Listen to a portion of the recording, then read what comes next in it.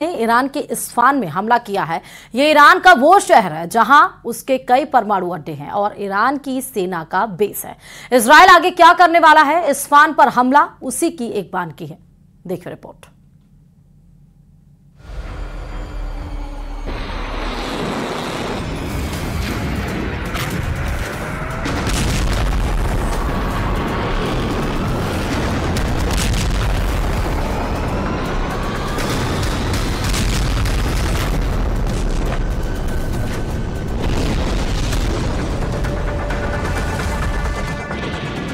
आखिर वही हुआ जिसका डर था। पूरी दुनिया देखती रह गई और इजराइल ने ईरान पर हमला कर दिया। यह हमला कितना भीषण था, इसकी डिटेल आनी अभी बाकी है, क्योंकि पश्चिमी मीडिया में ईरान पर हमले को लेकर अलग अलग रिपोर्ट छप रही हैं। अब तक जो साफ तस्वीर दिख रही है वो ये कि इजराइल ने ईरान पर हमला किया है। मिसाइलों से ईरान के शहर इस्फहान को निशाना बनाया है। अब सवाल है कि इस्फहान ही क्यों बना इजराइल का बदलापुर। सबसे पहले यह बात बहुत ध्यान से समझने की जरूरत है कि ईरान और इजराइल दोनों परमाणु शक्ति संपन्न देश हैं। युद्ध भड़का तो विनाश का दायरा सिर्फ दो देश नहीं होंगे। परमाणु बम गिरने का असर दुनिया ने सिर्फ द्वितीय विश्व युद्ध में भुगता है और इस बार ईरान इजराइल संपूर्ण रूप से युद्ध मैदान में उतरे तो विनाश की सिर्फ कल्पना की जा सकती है। बहरहाल इजराइल ने ईरान पर हमला कर दिया है और बदलापुर बनाया है ईरान के शहर इस्फहान को। तो यहां इस्फहान को क्यों चुना गया, उसकी डिटेल देखिए। इस्फहान, तेहरान और मशाद के बाद ईरान का तीसरा सबसे अधिक आबादी वाला शहर है। इस्लामिक रिवॉल्यूशनरी गार्ड कॉर्प्स का प्रमुख सैन्य अड्डा है। इस्फहान में कई न्यूक्लियर प्लांट हैं। ईरान का सबसे बड़ा यूरेनियम प्रोग्राम भी इसी जगह से ऑपरेट होता है। इस्फहान में ईरानी सेना का प्रमुख एयरबेस भी है, जहां ईरान का सबसे बड़ा जहाजी बेड़ा है। इस्फहान में US made F-14 Tom cat लड़ाकू विमान है, जो ईरान को 1979 के इस्लामिक क्रांति से पहले अमेरिका से मिला था। इस लड़ाकू विमान की रफ्तार 2485 किलोमीटर प्रति घंटा है। इसकी कॉम्बैट रेंज 930 किलोमीटर है और इसमें 10 तरह के हथियार लगाए जा सकते हैं, जिसमें रॉकेट, बम और मिसाइलें शामिल हैं। इस्फहान पर हमला कर इजराइल दुनिया को लाउड एंड क्लियर मैसेज देना चाहता है कि वो ईरान की रीढ़ की हड्डी तोड़ने में सक्षम है। कई एक्सपर्ट ने पहले ही आशंका जताई थी कि नेतन्याहू ने ईरान के परमाणु कार्यक्रम को डिरेल करने का मन बना लिया है और इसके लिए सबसे आसान रास्ता इस्फहान शहर को टारगेट करना है। हमले के बाद ईरान ने कहा है कि इस्फहान के सारे न्यूक्लियर प्लांट सुरक्षित हैं।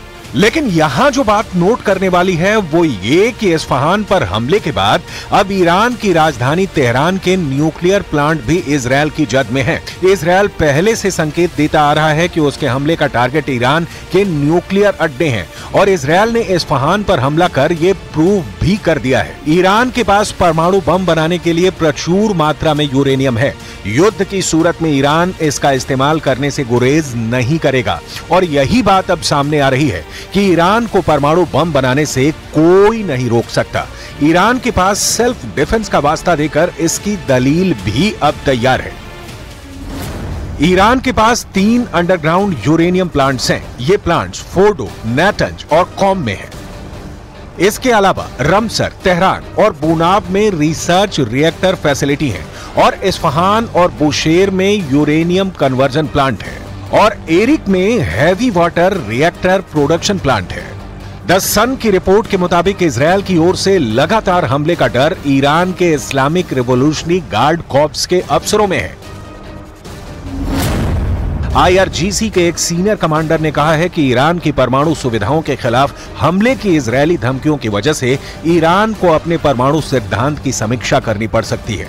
ईरान ने कहा है कि उसका परमाणु कार्यक्रम पूरी तरह से शांतिपूर्ण उद्देश्यों के लिए है। ये बात बहुत पहले क्लियर हो चुकी है कि ईरान परमाणु शक्ति बनने की दहलीज पर है। एक्सपर्ट मानते हैं कि ईरान कम से कम 6 महीने में अपने किसी सीक्रेट जगह पर परमाणु बम बनाने में सक्षम है। जाहिर है, युद्ध की सूरत में ईरान के परमाणु बम बेस पर नहीं रहेंगे, बल्कि ईरान उनका इस्तेमाल कर सकता है। सवाल है, इस सूरत में इजराइल क्या करेगा? जाहिर है कार्रवाई करेगा, क्योंकि उसके हाथ भी खाली नहीं है। अब आते हैं उस सवाल पर कि दोनों ओर से परमाणु बम चले तो विनाश किस स्केल पर होगा। दावा है कि ईरान में बम गिरते ही 3.5 लाख लोगों की मौत हो सकती है। ईरान में 8.5 लाख से अधिक लोग घायल हो सकते हैं। वहीं अगर इजराइल में परमाणु बम गिरा तो 1,25,000 से ज्यादा लोग मारे जा सकते हैं, जबकि इजराइल में कम से कम 3,20,000 लोगों पर इसका असर पड़ सकता है। दावा है कि जहां परमाणु बम गिरेगा वहां के 2.5 किलोमीटर के दायरे में भीषण तबाही होगी और 7 किलोमीटर का इलाका रेडिएशन से बुरी तरह प्रभावित होगा। एटम बम की जहरीली हवा से लाखों लोग मरेंगे, लाखों जख्मी ही नहीं होंगे, आने वाली पीढ़ियां भी इसके असर से नहीं बच पाती। हिरोशिमा और नागासाकी में परमाणु बम का हमला इसका गवाह है।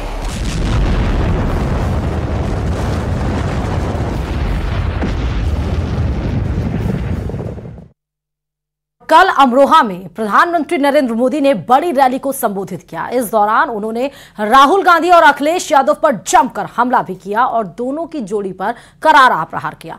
पीएम ने कहा कि यूपी में 2 शहजादे घूम रहे हैं जिनकी फिल्म पहले ही रिजेक्ट हो चुकी है। देखिए रिपोर्ट।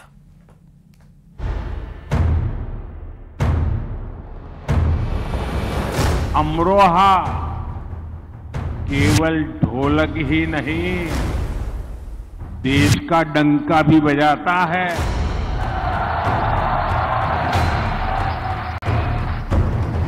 इधर पहले चरण का रण चल रहा था तो दूसरे चरण की सियासी जंग छिड़ गई। आज अमरोहा की एक ही थाप है, कमल छाप।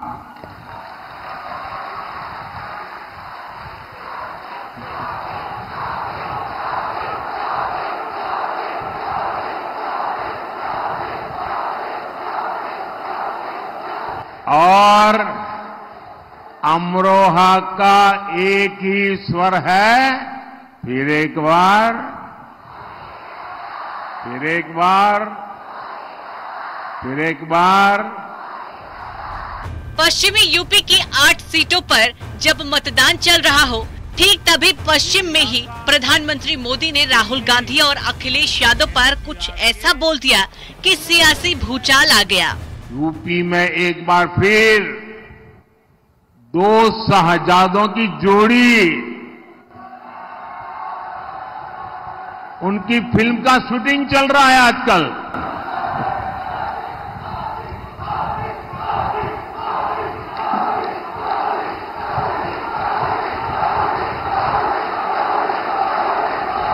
और ये 2 शहजादों की फिल्म का पहले ही रिजेक्शन हो चुका है। पीएम मोदी